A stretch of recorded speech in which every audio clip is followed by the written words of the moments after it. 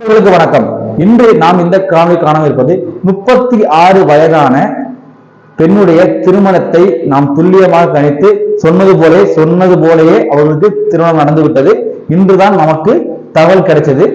அவருடைய சகோதரர் போன் பண்ணி சொன்னாரு, ஐயா நீங்க சொன்ன மாதிரியே என்னுடைய தங்கைக்கு திருமணம் நடந்து விட்டது, மிக்க மகிழ்ச்சி, இறைவனுக்கு அவன் நன்றி சொல்வோம். இது நம்முடைய திறமையை விட இறைவனுடைய ஆசைதான்.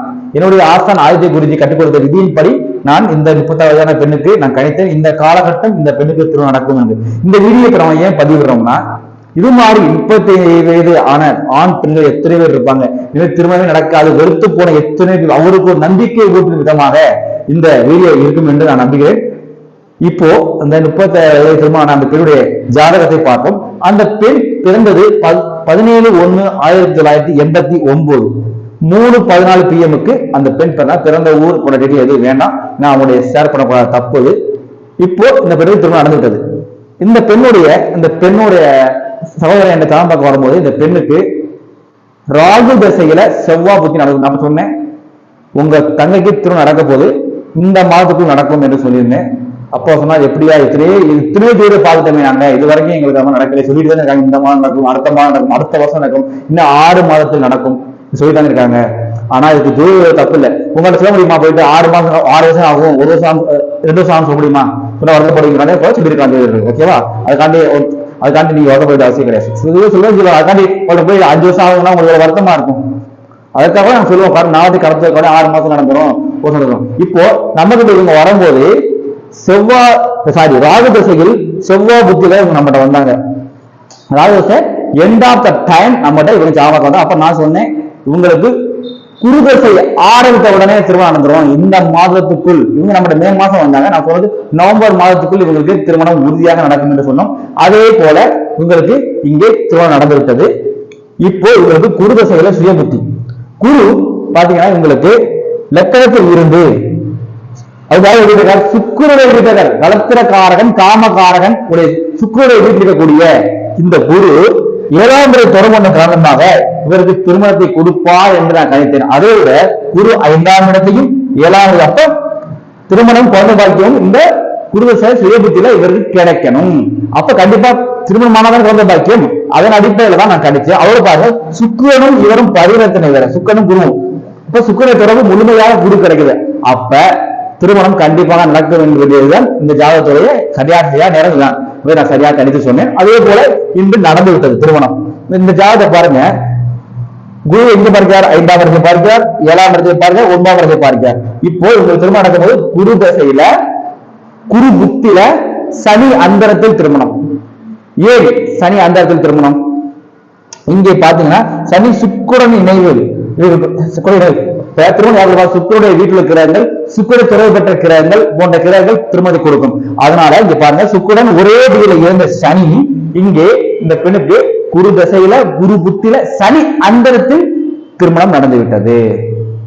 நான் இப்பதான் ட்ரை பண்ணேன். இப்ப குரு எப்ப திருமணம் நடக்கும்?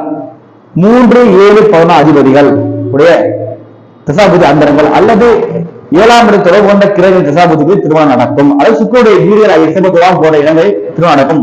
அது சுக்கிரனுடைய இணைய சுக்கிரனுடைய பார்வையை பெற்ற திருமண தசாபுதிகளில் திருமணம் நடக்கும். இங்கே ரிஷபலக்கணத்திற்கு 11ஆம் அதிபதியாகிய குரு இங்கே லக்கணத்தில் இருந்து 7ஆம் இடத்தை தொடர்பு கொள்கிறார். அதுவும் சுக்கிரனுடைய வீடு. சுக்கிரனுடைய என்ன கிடைக்கும்? தாம்பதி சுகம், காதல், காமம், திருமண பரிசு நடக்கணும். அங்கே இருந்து 7ஆம் இடத்தையும் தொடர்பு கொள்கின்ற காரணத்தினாலதான். ஆனா இவ்வளவு திருமண காரணம் என்ன?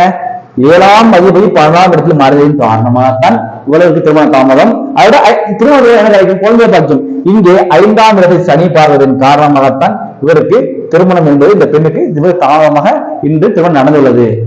இப்படித்தான் கணிச்சேன். திருமணம் லேட் ஆகி திருமணம் நடக்கணும்னா லேட் ஆகும்னா 2, 7, 8ஆம் இடங்களோடு அல்லது 7ஆம் தேதி மறைகிறது. இவ்வளவு திருமணம் லேட் ஆகும். எல்லா திருமணம் லேட் ஆகுது இல்லையே. இப்போ அது எப்ப நடக்கும் என்றால் 3, 7, 11 அதிபதிகள் அல்லது அந்த இடத்தில் கிரகங்கள் சுக்கிரனுடைய இணைவு சுக்கிரனுடைய கிரகங்கள் காலகட்டங்களில் திருமணம் நடக்கும். இப்போ இதுதான் இந்த ஜாதகம். நல்லா பாத்தீங்கன்னா தெரியும். 7ஆம் தேதி 17 மறைவு ஆட்சி பெற்றிருக்கிறார். இப்ப இவருக்கு குரு ஆரம்பிக்கிறது. குரு 5, 7 தொடர்பு கொள்கிறார். கண்டிப்பாக திருமணம் நடக்கும் என்பது தெரியும். எல்லாத்துக்குமே எல்லாருக்கும் தெரியும். எதாவது சொன்னோம், நடந்து விட்டது. நன்றி, வணக்கம். யாரும் யோசிக்காதீங்க 35 வயசு ஆச்சு 30 வயசுனா கண்டிப்பா திருமணம் நடக்கும். நீங்க பிறந்துட்டீங்க, உங்களுக்கு ஒரு துறை இனிமே பிறக்க போறதில்லை, பிறந்து இருப்பாங்க, கண்டிப்பாக உங்களுக்கு திருமணம் நடக்கும். நன்றி, வணக்கம், வாழ்க வளமுடன். திருக்குறிப்பு தந்தன் தொழில் நிலையம் காரைக்குடி. உங்களுடைய மேலான கருத்துக்களை கமெண்ட் பண்ணுங்க, இந்த வீடியோவை தேவைப்படுவதற்கு ஷேர் பண்ணுங்க. அதே போல பொதுவான ஒரு பரிகாரம் என்பதை நான் சொல்ல வேண்டியதில்லை. என்ன விஷயம் என்றால், திருமணம் தடையாகிட்டு இருக்கா, சுக்கரனுடைய ஸ்தலமாகிய கஞ்சனூர் போங்க. கஞ்சனூர் போயிட்டு அங்கே உள்ள சில பிரார்த்தனைகளை செஞ்சுட்டு வாங்க, அங்க போயிட்டு வாங்க. அதுக்கடுத்து வெள்ளிக்கிழமை தோறும் மொச்சை பருப்பு இருக்குல்ல, மொச்சை பருப்பை வெள்ளை துணியில இல்ல வெள்ளை பேப்பரை சுட்டி வெள்ளிக்கிழமை 8 to 9 சுக்கிர ஓரையில் அதை தலையில வச்சுட்டு அதை வச்சுட்டு தானிக்க வச்சு தூங்கணும். இது மாதிரி 20 வாரம் செய்யுங்க. செஞ்சுட்டு அந்த மொச்சை கூட எல்லாத்தையும் கொண்டு போய் நிலையான தண்ணீர் ஆகிய கம்மாய், குளம் இல்ல கிணறுல கொண்டு போய் போடுங்க. போட்டுட்டு அதே போல இங்க மயிலாடுதுறை பக்கத்துல திருவிழி மேல் அங்கே மாப்பிள்ளை சுவாமி என்று சிவபெருமான் அழைக்கப்படுறார். இந்த இடத்துக்கும் நீங்க போயிட்டு வந்தீங்கன்னா கண்டிப்பாக இது பொதுவான விஷயம். ஆனா ஒவ்வொரு தனிப்பட்ட சாதத்தை பார்த்தா நம்ம சொல்ல முடியுது. இது பொதுவான பரிகாரம். இதையும் நீங்க ஃபாலோ பண்ணுங்க, கண்டிப்பாக உங்களுக்கு திருமணம் நடக்கும். வாழ்த்துக்கள், வாழ்க வளமுடன். திருக்குறிப்பு தந்தன் தொழில் நிலையம் காரைக்குடி.